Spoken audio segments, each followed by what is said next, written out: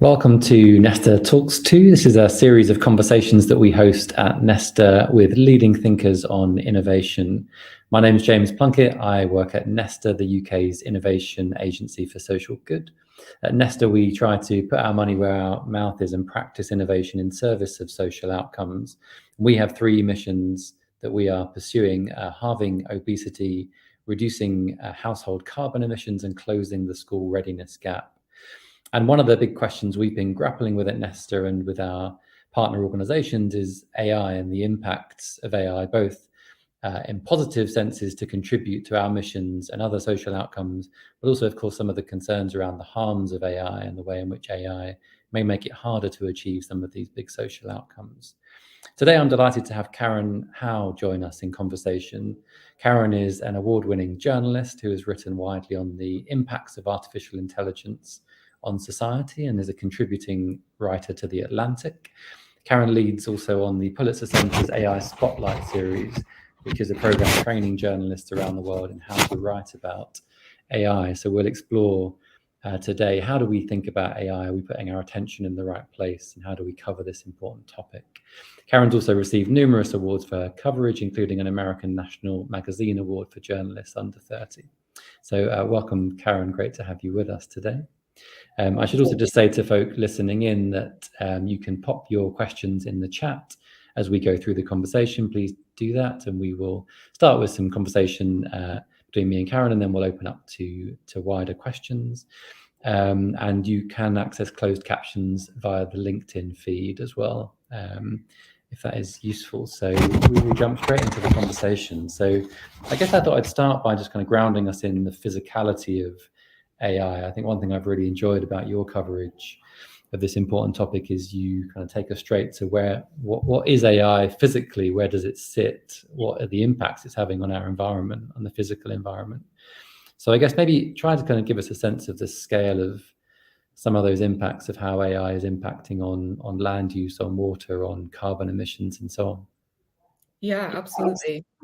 I think one of the areas of AI currently, which is generative AI systems, these massive models trained on data and a lot of computer chips, is the fact that we're seeing kind of an unprecedented infrastructure build out to actually develop these systems. We are seeing the construction of data centers that are unprecedented in size, supercomputers that are unprecedented in size, and require enormous amounts of energy to power these systems, require, of course, really large plots of land to host these systems, and also one that is often overlooked, require often drinking water to cool the facilities, because they're these massive warehouses that have thousands and thousands of computers that are overheating.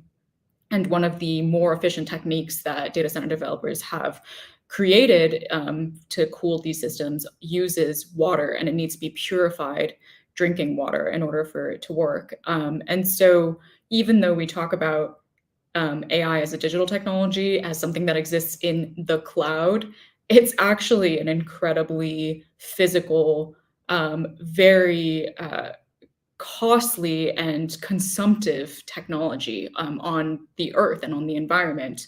And many of the data centers that are now being built are often built in places where the communities are very disempowered. So the reason why there isn't as much perhaps public awareness until more recently about these data centers going up is because they enter rural communities that are in desperate need of the kind of economic investment that comes from a supercomputer developer arriving in town. And there isn't a lot of political or social capital to push back against the developers. So when those developers come in and start essentially situating themselves and it's no longer possible to get them to leave, that is often when the energy costs, the water costs, the carbon emissions that are being generated from these data centers suddenly become more apparent to the communities, but it's too late. Like the foundations of the data center have already been built, all of the infrastructure has already moved in, and the community is kind of locked into just hosting this data center. And to, I guess, give just a sense of scale of what we're talking about, so data centers in the past cost, were like very small. They were like small enough that you could actually disperse them within urban environments. And there were a lot of buildings reclaimed within city centers that could just have a bunch of computers go up, and you call that a data center. In the last like 5 to 10 years, we've seen the arrival of hyperscalers, which is the major tech giants, Amazon, Meta, Apple, Google, Microsoft. And those hyperscalers now combined lay down more square footage or square meters of data centers per year than any of the other data center developers combined. And we are now moving to an era where data center developers call AI data centers mega campuses. So it's not just hyperscale, but mega hyperscale, where a single one of these facilities could end up running on 1,000 to 2,000 megawatts of power. And that is as much power as can power 1.5 to 3.5 San Francisco's. And there are some developers that are even talking about 5,000 megawatts of power, which is about as much power that New York City requires. So this is the degree of the kind of physicality of AI systems today, specifically the generative AI massive foundation model systems. And I think this came up recently in the UK when I think there was a challenge in West London, strangely, where there were so much demands on the grid capacity from data centers that there were struggles for housing, and there was a bottleneck in possibility of building new housing, right? So I think we're starting to see this kind of bite on the system. And in a lot of our work on net zero, obviously we write about the geography of net zero, and you need generation capacity in the right places, and you need the grid capacity to get that electricity to the right houses. And this is, I guess, adding just pushing in the wrong direction on a lot of what needs to happen on net zero. Absolutely. It's pushing on the wrong direction in multiple ways. One, just the sheer amount of energy that now, the sheer spike in energy demand is causing a lot of energy utility providers to no longer, they had plans to stop, to retire a coal facility or a gas power plant. And they're now delaying the retirement of these facilities because there's no way to surge the energy capacity that fast. Power plants take a long time to plan, and there's currently not a long time in terms of how much power these companies are trying to purchase as quickly as possible. But the other thing is data centers run 24/7. And so this is another dimension that is really starting to impact the viability of moving to renewable energy. If we live in a world where we accept that we want these massive facilities to take over all of these different places around the world, we would have to accept then a world in which they have to be powered by some kind of non-renewable source that can actually provide that 24/7 reliable energy coverage, which solar and wind do not. So, and this is something that, internally within Microsoft, the executives have talked about this, even as they publicly talk about how sustainable they're trying to be and all of their climate commitments and things like that. This is like a very real and pressing problem. And how much is this a consequence of the particular sort of paradigm or the subset of AI technologies that have become so dominant, i.e. these like very compute intensive, relatively general purpose LLMs? Is that kind of part of what's driving this, that we've become really quite committed to going down that road within AI? That's exactly right. Yeah, I think basically any other category of AI technology, all of what I just said is no longer true. But specifically, the idea of trying to build a foundation model, this term meaning that you build a model that's supposed to capture as much data as possible and be able to do as many skills as possible, and that you then build your healthcare systems on, your education systems on, your financial systems on. That is the only AI paradigm, in which you start to explode the energy and environmental costs, and also other costs like the labor costs that go into these AI models. And part of the reason why we've shifted this way is because these companies, these tech giants that dominate the AI development, if they can set the rules of the game of AI development to be towards these massive models, they centralize their own power and their own ability to develop this technology, because there's no other players in the world that can compete by the rules of that game. So it's an incredibly effective strategy for locking in a competitive advantage. It is also a very effective strategy for advancing these technologies in a way that seem to have to generate enormous commercial interest, whether or not, and there are so many reports coming out more recently now that are really questioning the commercial viability of that many financial resources going into the development of this technology. But in the initial phase of hype, companies really were like falling over themselves to try and rush towards this particular paradigm, because it seemed to bear the promise of becoming highly profitable. And that's, I think, something that hopefully, as we start to recognize more and more what this vision entails and the costs that come with it, we can start really pressure testing whether or not we actually want to pursue that all the way to the very end. And it feels, I mean, in some sense, the sort of political economy of the thing is driving a lot of this, right? So not only the scale of those players you talk about, obviously many of them are also significant in terms of content advertising businesses, in essence, obviously particularly Google. And so you get this, I don't know, does that feel right to you, that there's a sort of back to frontness to the whole thing, that the sort of the political economy of who are these big actors driving the development of this tech is determining what we do with the tech, as opposed to the other way around? Absolutely. I think the reason why we now have these technologies is 100% based on the path that we took to get here. Most of the model developers right now are US companies, and these companies could not have done what they did if the US had a federal data privacy law. So, like, the fact that the US still does not have that is one of the many political economic factors that fed into the existence of the technology in its current state today. And I think also, the fact that this technology kind of had its breakthrough moment at a time when there was a lot of vulnerability in the economic system, where VCs they didn't have like the crypto boom had collapsed, the pandemic was still, the economy was still shaky coming out of the pandemic, and investors just like locked into this one thing that seemed to have enormous money making potential. Like, I think all of that kind of feeds into why we've ended up in this moment. Right.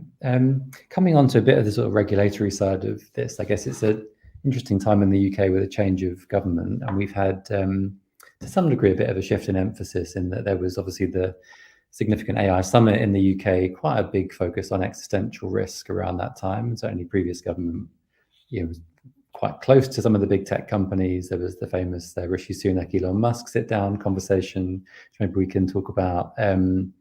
This government, I would say, is slightly rebalancing away from existential risk, thinking about some of the more immediate real world harms, concerns about bias, the way in which AI is being used in practice in certain markets, right? Insurance, et cetera, et cetera. What's your take on, are we sort of focusing on the right things, or is the public discourse putting its attention in the right places when it comes to the harms of AI? I think we're starting to shift in the right direction. I think there was a bit of a strange period where there was an over-indexing on existential risk, and I think that while there are some legitimate explorations that can be had around existential risks or catastrophic risks and long-term harms, it cannot overshadow or take oxygen away from the focus on short-term harms.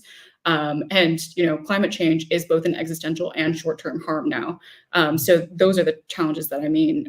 Climate change, discrimination in healthcare, discrimination in education systems that might be built off of these technologies, the environmental costs that go into building it, as we've talked about, and the labor exploitation that goes into building these technologies. I think all of those are incredibly pressing, not just because not just because of the fact that those are things that we need that we just need to be focusing on now to make sure that we continue to improve the quality of life for people. But if we let things like labor displacement continue on as a harm of AI unchecked, that also leads to so many more downstream problems with social instability, economic instability, and political instability, and the erosion of the things that AI can kind of erode away if left unchecked are essentially the foundations of democracy. And so I am hopeful about the way that public discourse has started correcting towards being more focused on this, but there is, of course, there's an enormous amount of money backing existential risk conversations. Not only are there a lot of billionaires that fund long-termist think tanks that produce kind of white papers, policy white papers that really try to index on long-term risk of AI. Companies then co-opt those narratives because it's really convenient for them to call for regulation, but only long-term regulation. Because what that does is they don't need to worry about short-term regulation. They can just continue to kind of push off regulation and use it as kind of a rhetorical device of, yes, of course we want to be regulated on these very, very, very far away harms. And so I think we just need to continue having more journalists covering short-term harms, more education on the short-term harms, and generally need to be actively resisting kind of a phase shift or a transition back to over-indexing on existential risk. And what's your read of why that becomes such a prominent conversation? Because I mean, in some ways, I can see that case that this is it's a distraction play. That's right. So I could buy the sort of argument that says that we'd much rather not talk about bias and the kind of more immediate pressing concerns that might hit the bottom line. We'd like to talk about these kind of long-term debates. But I don't know, there feels like something cultural going on there as well. And it's partly linked back to this paradigm point that this kind of push for general purpose AI, then that links you into this sort of, if we get to AGI, then we get these existential risks. And so it sort of feels all part of this narrative that is, when we're talking about AI, we should be talking about AGI, right? Yeah, I think it really goes back to, there's a lot of ideologies that drive AI development. There's both the kind of Silicon Valley effective accelerationist ideology, which is all about build, build, build as fast as possible. And if you unlock this incredibly powerful, all capable technology, it's somehow going to deliver us to utopia. And there's also the long-termist AI safety, effective altruism movement that has really fed into the development of AI as well, where it's sort of the Black Mirror opposite of effective accelerationism, where a lot of adherents to the EA movement or people adjacent to the EA movement genuinely believe that there is incredible dangers to be had from developing such a powerful technology. But like both of these ideologies also are kind of, they're like two sides of the same coin in that they both advocate for a kind of model of technology development where a small group of people have like total control over the technology's development.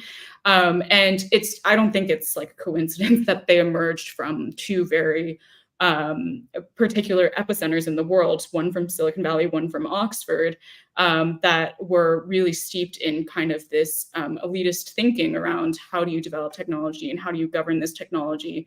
And these two ideologies just have an enormous amount of backing behind them.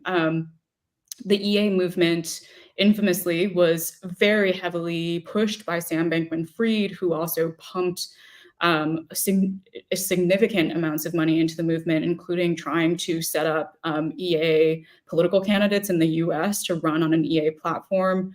And there are also like other crypto billionaires that have put a lot of money into these think tanks that are affiliated with the movement and produce those white papers. So I don't think it's a surprise that such a massive influx of cash and so many profit-driven actors within the space would naturally start to bubble up these narratives to the top of mind for the public discourse. But I do think that now that there are more, I think also these narratives took hold during a time when a lot of this discussion was theoretical, because these systems had not yet been as widely deployed. There weren't as many real world examples of watching how they interface with the real world. And now that we are seeing more of these systems being deployed and we can actually literally observe what is happening, that's how we are now able to overcorrect some of that discussion. I mean, it makes me wonder in the debate about harms, at sort of at what level does the mistake sit, in the sense that, so I guess the most naive conversation about harms is the kind of tool. AI is a tool, you can use it well or you can use it badly, and so we should sort of legislate the bad uses. I think most sensible people don't recognize that AI is political and there are choices that sit right deeper in the system. Yeah. But I mean, I guess you could argue, and I think you have argued that to a certain extent, some of these LLM technologies and this very general purpose attempt to develop LLMs is inherently problematic, right? That there are certain sort of qualities to that kind of technology that will always be biased and will always, of course, be trained on the existing historic data sets, which themselves will be biased, etc. So, I mean, how does that make you think about harms and regulation in the context of AI? Yeah, there was this really funny tweet that oh my gosh, I'm suddenly blanking on his name, but one of the policy top brass at Facebook that used to be in the UK government. Oh, Nick Clegg. Yeah, it's like, oh my gosh, couldn't. It was on the tip of my tongue. Anyway, Nick Clegg had this really funny tweet, I think just today or maybe yesterday, where he was like, the EU is blocking our ability to fully encapsulate the rich culture and diversity of the EU into our systems by not allowing us to train on the data of EU citizens. And so, to your point about this paradigm specifically being inherently problematic, I agree. I think this this paradigm that is driven by a desire to control this technology's development, to consolidate power, to consolidate data, to consolidate capital so that you can build these massive data centers, to consolidate land, water, all of these things, they'd flow directly from the fact that there is this attempt to try and create these singular foundation models that currently we still do not have a full grasp of what ultimately are they going to provide us in terms of benefits that could not be unlocked from much smaller, more efficient AI models. And so in terms of regulation, I mean, one of the things that I try to focus on a lot in my journalism is to really look at every stage of the AI development pipeline, which I think maybe policymakers can do this exercise too. Of these AI models, they require multiple inputs, right? They require massive amounts of data. They require the computer chips. They require the land, and each of these are kind of like hooks that policymakers can grab onto. Like with data, part of the reason why these companies are able to amass so much data and not get backlash from it is because, or they do get backlash from it, but to be able to continue doing so is because there is no regulation around the data transparency. They currently do not have to provide much information at all about what they're actually capturing in the data that they use to train these models. And that would be a really natural forcing function for companies to start moving away from mass data-based models if there was that transparency, because then it would be revealed that they are training on a lot of copyright information. They're training on a lot of data that might have been obtained through legally gray means. They're training on sensitive, personally identifiable information.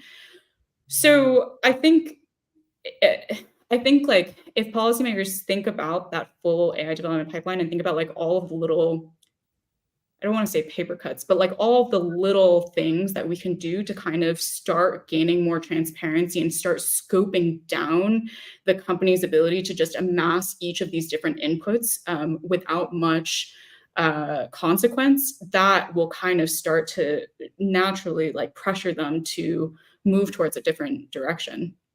I wonder if there's a failure of the imagination in this to some extent as well, because one of the obviously concerns front of mind for policymakers and certainly new UK government is you don't want to be anti-innovation, and so you want to allow, and if anything, support innovation to happen in AI, and for that to then diffuse quickly. And so I guess people struggle to think what would a different kind of AI innovation look like, less centralized, not driving for scale in the ways we're seeing, not so generalized. I mean, can you sort of paint a picture of that for us? What does different look like? Yeah, I've been a pretty convinced about the idea of much smaller AI models that are more context and task specific. So I don't like, if we're thinking about the problems that we want AI to solve, healthcare, clean energy, or just generally tackling uh, climate change issues, better education. These are things that I don't actually see how they would derive from a foundation model that is not super tailored towards these problems. Like with climate, we need just better integration of renewables onto the grid. And that is an optimization problem, and optimization problems naturally lend themselves to AI. And you do not need, like I've talked with climate and AI experts who talk about how the optimization models or like time series models that help with integrating renewables onto the grid, they could train and run on like a powerful laptop. So that doesn't require any kind of centralization. With healthcare models, the most effective healthcare models that we've seen are ones where it's trained on extremely high quality data for like a single disease or something like that. And then for every disease, you have a hyper specialized model, and then you can have a consortium of models working together to each check an MRI scan for whether or not the patient has lung cancer or breast cancer or liver cancer or whatever it is. You don't need the extra bells and whistles of then being able to talk to the model or like having it write poetry for you to do that task, right? It's like ultimately what foundation models are saying is, oh, you can use the foundation model to check for your healthcare problems and sing you a song. Like we don't actually need that. And with education too, because we're talking about AI being deployed on children, and this is a very sensitive context in which we really want to make sure we understand everything that is within the model. It also lends itself to smaller AI models, because one of the challenges of large language models is that there is no awareness of what's inside, even within the companies. These data sets are so large that it's impossible for the developers of them to actually scan through the model and check with image generation systems, for example, whether or not there's unverified CSAM in child sexual abuse material inside the training data. And in fact, just a year ago, there was this investigation by researchers at Stanford that found that one of the most common training data sets that was actually open source and readily available for anyone to download, that ended up in Stable Diffusion and Midjourney, did actually have even verified child sexual abuse material in there. So if you are using that kind of paradigm to develop education technologies where the data set is so big you can't even check for extremely harmful and violent content being fed into the systems, then we have a huge problem. So we need to move more towards well-scoped systems that are very where every single component going into it is highly knowable and therefore is safe. Right. And it's quite a different role for government, I guess, when you get into this question of what is the state's, how should the state show up in these debates, right? And in the UK, certainly, it's been, again, within that conversation about big investment in compute capacity, for example, and not so much what you're describing there, I think, which is almost, supporting the emergence of, I guess, an ecosystem of much more specialized models, maybe helping those folk to share between them. Maybe there's some role for the state in standard setting, certain ethical minimum standards, etc. But that's a very different way for the state to be showing up than, I guess, the way governments have been so far. Yeah, I do think that in addition to the government regulating existing AI technologies coming out of companies, there is a really important role for them to fill in innovating on the market gaps, like the AI models that are not naturally profitable, but that are just in the public interest, just models that we need. I 100% think are the role of government to play. And in the past, there was a famous analysis that was done by an academic about how the iPhone was actually a government-funded technology, and that every single component of the iPhone had at one point been funded by a government agency. And that's what led to the breakthrough technology. And then Apple was ultimately packaging all of these technologies together into something that was another innovation in and of itself. And I think we've maybe lost a little bit of that with governments today, especially in the face of AI, because of this idea that we're stuck in an extremely large, computationally intensive AI paradigm. I think governments see that and it makes them feel like they can't possibly compete, so they just have to partner with corporations. But in fact, there are many different types of I think AI innovations where it's not as extensive and naturally actually lend themselves to public interest innovation that is more funded by a government. And I think it's very relevant in the UK because I think some of the research you're referring to has influenced the UK government on this concept of mission-driven government, where you are explicit, you pick a very ambitious, maybe 10-year social outcome, something like net zero is an obvious example, and then you use a suite of mechanisms like research funding, challenge prizes, opening up data sets, etc., to try to sort of catalyze innovation towards that social outcome, right? And I guess in the world you're describing, you also maybe directly fund the building of models that are maybe funding others to build those models rather than doing it directly in government, but nonetheless you're funding public AI models, right, for certain social outcomes. Yeah, so the US government does this a little bit with DARPA has grand challenges that they also do, like 10-year grand challenges. I don't necessarily want to endorse all innovation coming from a military funder, but I do think that the idea of grand challenges where you fund the innovation directly in-house and then kind of incubate it until it becomes market mature and can compete as a business in the market is definitely a model that we've seen work in the past. And I think that unfortunately we just have not seen places like Silicon Valley actually develop technologies that are ultimately in the public interest. Like we've tried the privatized innovation model where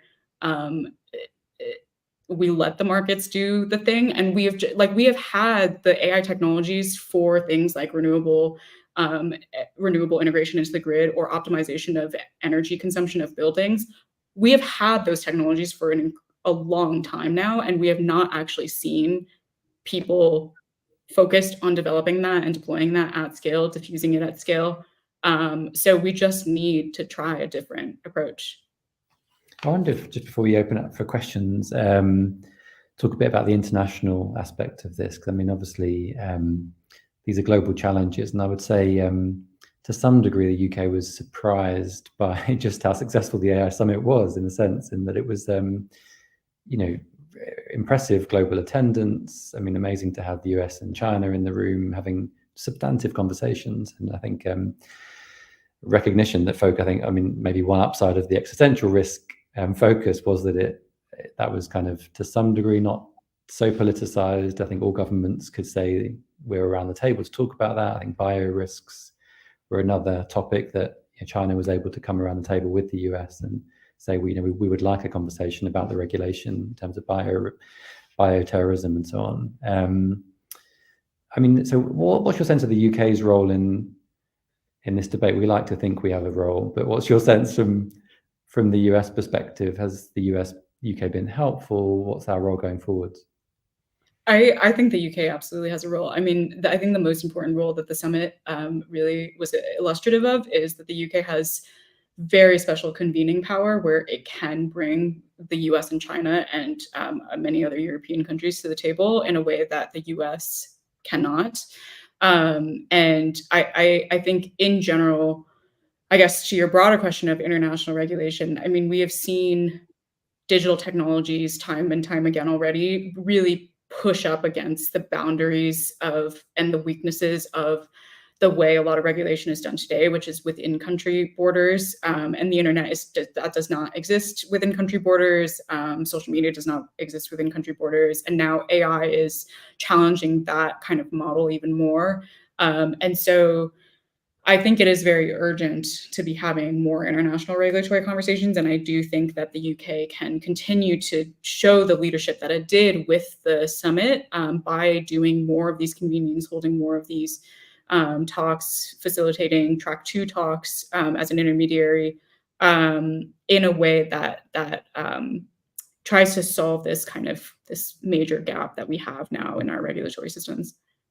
I know you've written about the sort of labour market effects as well. I mean, and again, this is playing out globally in terms of the very often very insecure, very poorly paid labour that goes into the human contribution to training a lot of these models and the data sets that are required. What's your sense? I mean, if you think historically about how technologies have transformed societies, one of the big questions is their link to skills, and are they sort of de-skilling? Are they de-skilling and labour replacing, or are they sort of labour augmenting and upskilling? That skill bias, technological change, right? And that's been a very big lifter of wages historically, and has been a very positive force at certain periods in history and not in others. Is it just too early to say with AI? How is AI interacting with the labour market and workers? There's this book that I really love called Power in Progress by 2 MIT professors, Daron Acemoglu and Simon Johnson.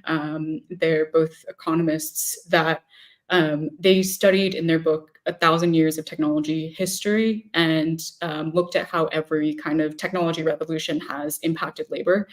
And they basically conclude that almost every single technology revolution usually is bad for labor because it requires an enormous amount of influence and capital to create a massive technology change. And the people that control that influence and capital are a narrow elite that will often just perpetuate their narrow worldview within their technology innovation. So they give an example of the plow and how originally the plow was supposed to improve productivity and improve like labor conditions. But in fact, because there was an expectation of improving productivity, there was far less bargaining power among workers, and they became much more easily exploited by being forced to work extremely long hours, by being held to sort of unrealistic expectations that were not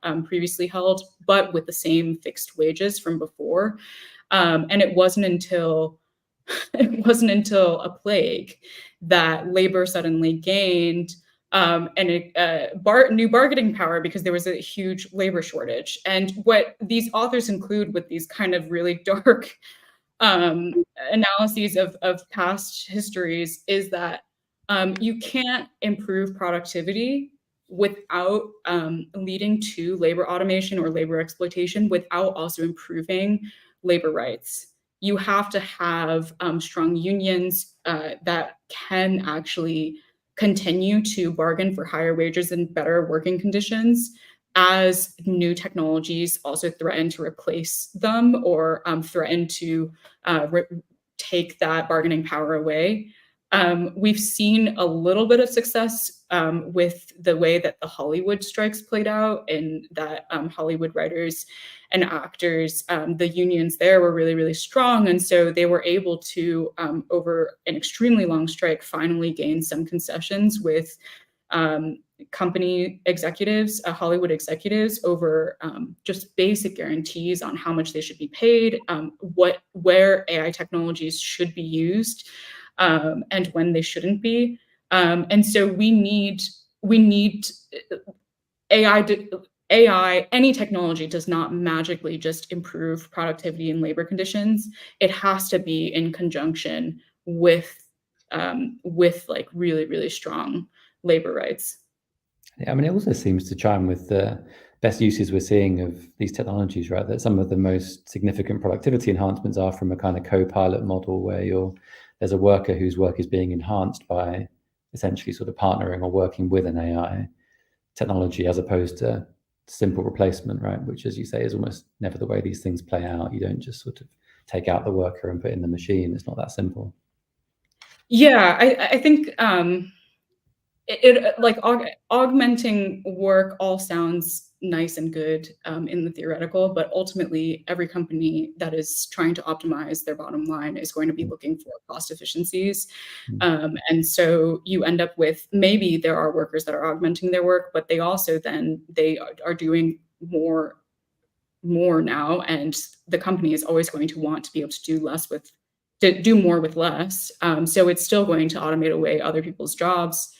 It's like the interplay is always yeah, it's like I was listening to Ted Chiang give a talk the other day, and he was saying, like, given that the literal definition of AI is to try to replicate certain human capabilities, and OpenAI actually defines AGI as replicating economically valuable work, like they literally define what they're trying to do as essentially automating labor away.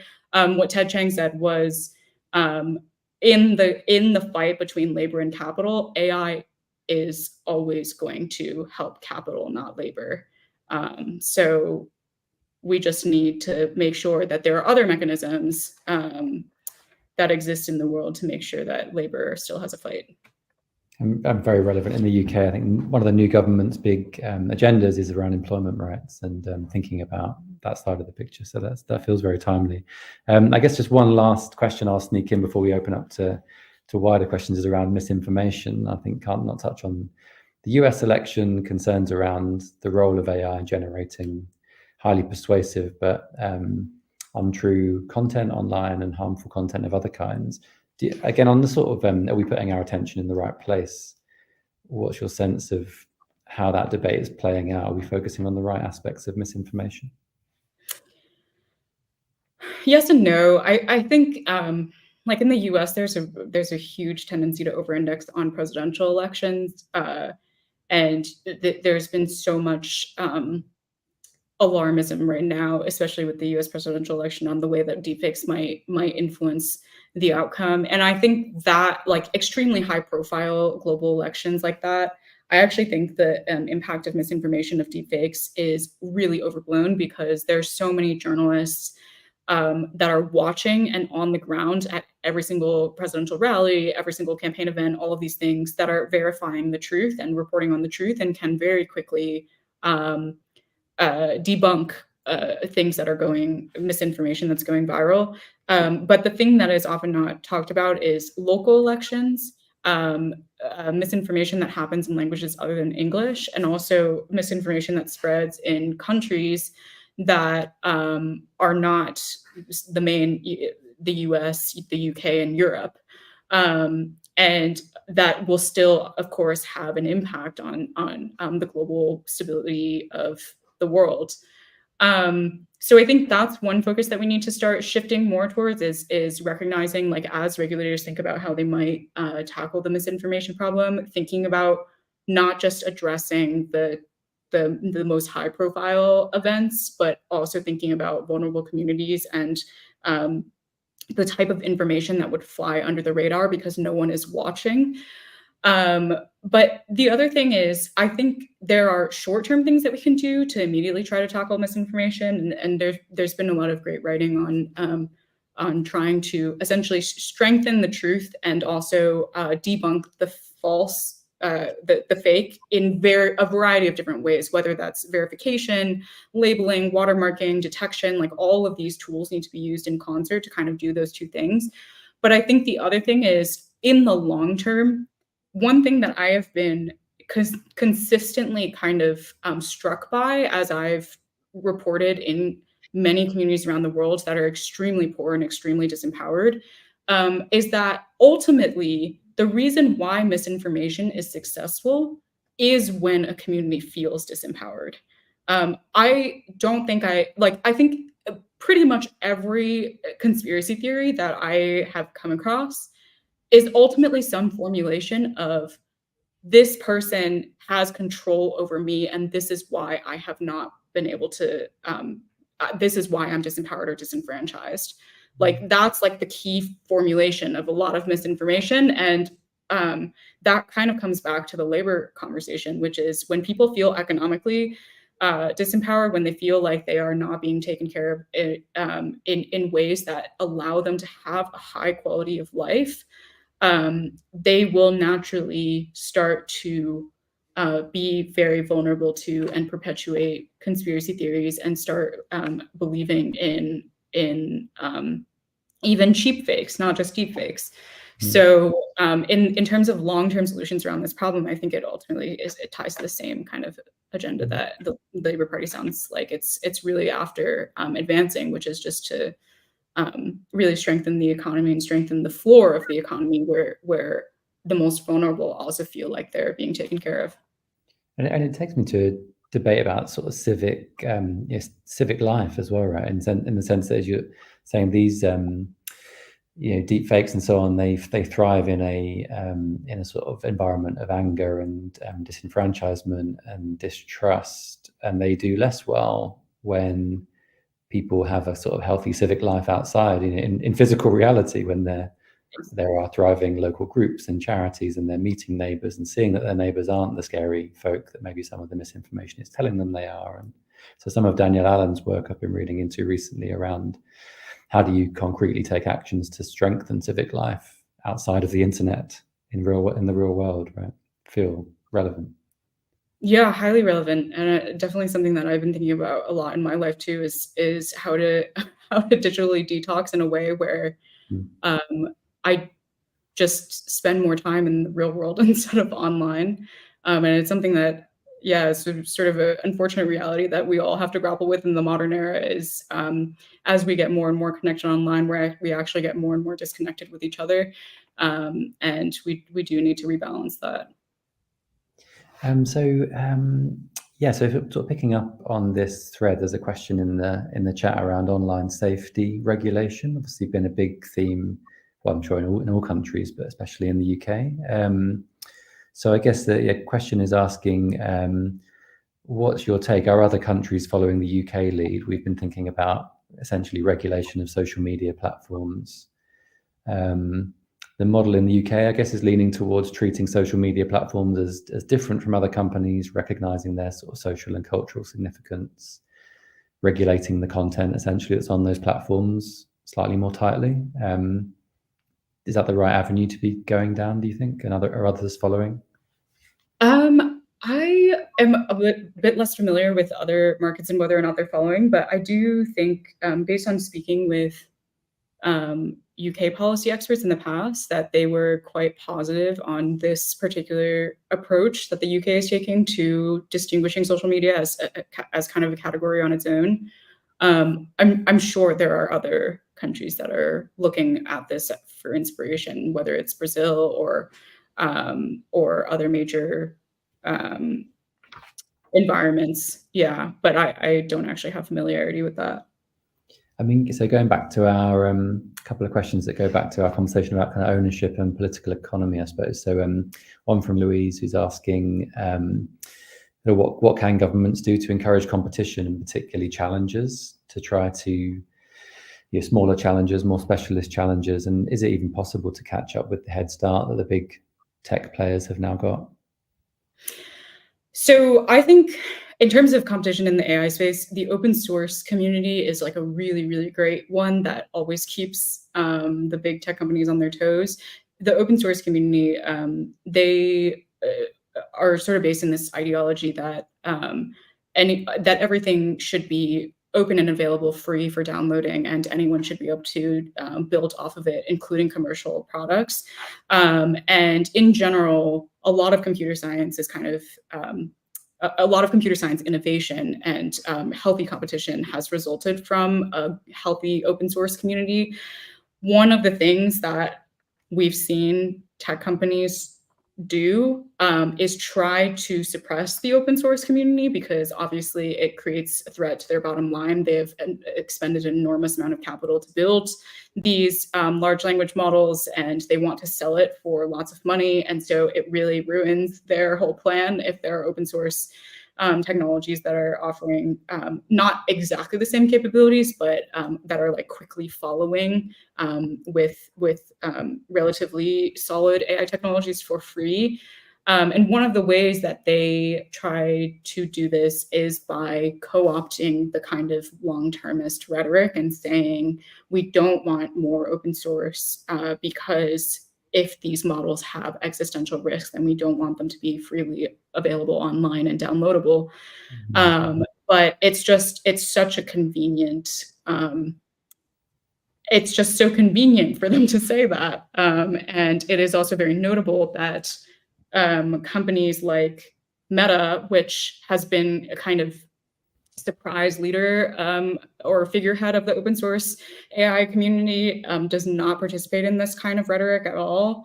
And so we just need to be more cautious about making sure that this kind of rhetoric doesn't start clouding judgment and start leading policymakers to regulating away the open source community, because that's when the competition, the foundation for AI competition, will go away.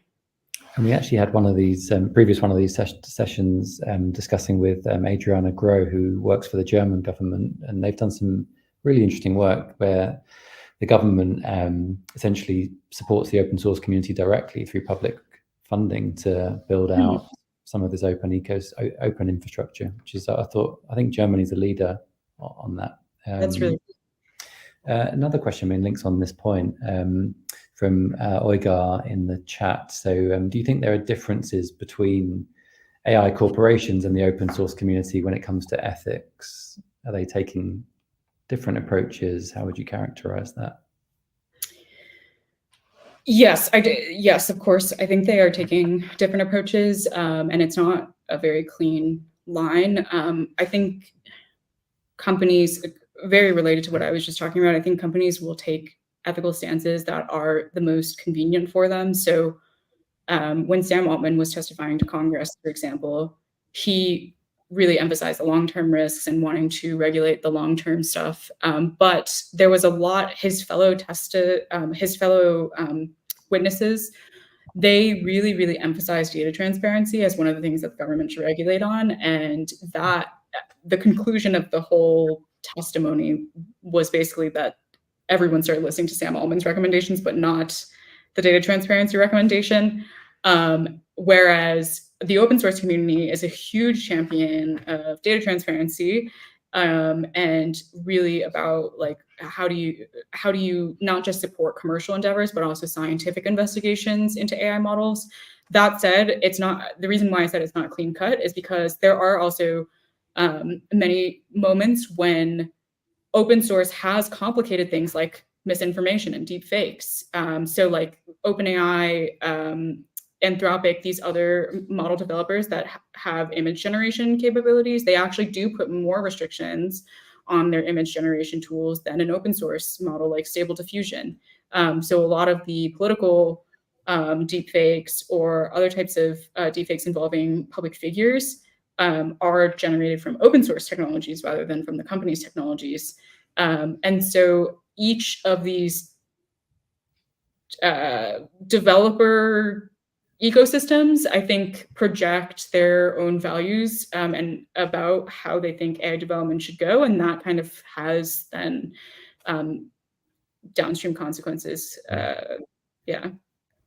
There's a question in the chat around about Taiwan's approach to this, which obviously has been quite a kind of leading country in thinking differently about the use of technology in government and for social good. So do you have reflections on Taiwan's approach to AI? So Louise is sort of saying more decentralized, bigger emphasis on transparency, citizen engagement, and so on. Yeah, I haven't spent a lot of time looking at Taiwan's approach to AI specifically. I did notice that they were trying to develop their own large language model with Taiwanese proficiency, which I think is sort of an interesting approach of trying to adopt some of the paradigm, but maybe like co-opt it or localize it in a way that is more useful to Taiwanese citizens. But in terms of, it sounds like the question is asking a little bit about like AI governance as well. And I actually haven't done much study into Taiwan's approach in that area. I think I found them very interesting on decentralization. I was talking to someone working with Audrey Tang there, and obviously in the context of concern about China relationship, one of the principles they're, I think, trying to mainstream into their tech policy is that it would be difficult to, they want to build technologies that are difficult to commandeer by a central authority. And so if you build on a decentralized stack, obviously you're much more, maybe not immune, but you're kind of more immune to, if they were to, if things were to pan out in that way, then it's harder for an authoritarian government to control your tech stack. I think that's really clever and something that would be more widely applicable beyond Taiwan for sure. Right. I mean, other questions coming through. So one from Dave around tech companies externalizing costs essentially with these mega campuses and externalizing all of the environmental and sort of impact on communities. What's your sense? Are there openings to try to force tech companies to internalize more of the costs of these technologies? Yeah, so one of the communities that I have been covering recently and following recently is Chile has become like a really big home for data centers because the Chilean government is really trying to position itself as like a data center hub for the world. As US companies run out of data in the US, Chile is like, come here, we have land, we have water, we have power. And there has been an enormous amount of activism within the Chilean communities to resist that. And it has been very effective in actually forcing companies to think more about how to be respectful to these communities when they come in. There's one group called Mosicat in Santiago that successfully stalled Google's data center project for 4 years, I want to say, and to the point where Google actually then just tried to move to another country. But it really did, and it sparked, Mosicat then sparked movements like all around Santiago to resist other data center projects that are now coming in. And it's really forcing the Chilean government, Microsoft, Google, all these players to actually start negotiating and speaking with the communities. And I think that is one of the ways to make these companies internalize the costs is make it known to them in the tools that we as ordinary folk have at our disposal when we are not happy with the way that they are treating us in our communities. Mobilize, organize, protest, and like the Moscat also worked directly with local government officials to channel their concerns directly to company representatives into the national government. So yeah, I guess like use the tools in democracy to actually express what you want these companies to do better. I'm conscious of time, and I always want to finish these sessions on time and also on a bit of a positive note. So I wonder if, just to sort of wrap up, a final question about sort of what aspects of AI are you excited about? Obviously, understandably, we often talk about the harms and regulatory risks and challenges. What kind of excites you when it comes to imagining a better future with AI in it? I'm excited for the shift towards, I think there is more and more momentum towards more locally context-specific models, AI models. And I do think that is going to help really enable a lot of amazing things for communities. There was a story that I covered a few years ago of a community in New Zealand, an Indigenous community in New Zealand that successfully developed an AI speech recognition tool for their language, which was, they were trying to prevent from disappearing. And it was like a really hardening story that they literally did not have enough speakers to describe the archival audio that they had, that they wanted to open up to language learners to democratize that resource. And then the speech recognition tool allowed them to do that. And I think if we see more of that kind of innovation where it's really community driven and not so resource intensive and really collectively governed, we will move towards a really exciting future. Great, thank you. Nice note to end on. So thanks so much for joining us today. Really rich and wide-ranging discussion. Thanks everyone to the many questions in the chat. I'm sorry we didn't get to all of them. Tight on time as always in these sessions. We will pop a link in the chat to a survey, so please do, if you've been listening in, fill that out for us. We're always keen to hear how we can make these sessions better and more useful for folk. There is a £50 bookshop voucher on offer just to incentivize you to fill out the survey, so please do join in with that. And if you haven't signed up to our newsletter, we'll pop the link to that in the chat as well, and that's where you can find out about future versions of these talks. But that's it for us today. Thanks again to Karen for joining us. Thanks, everyone. Thank you so much.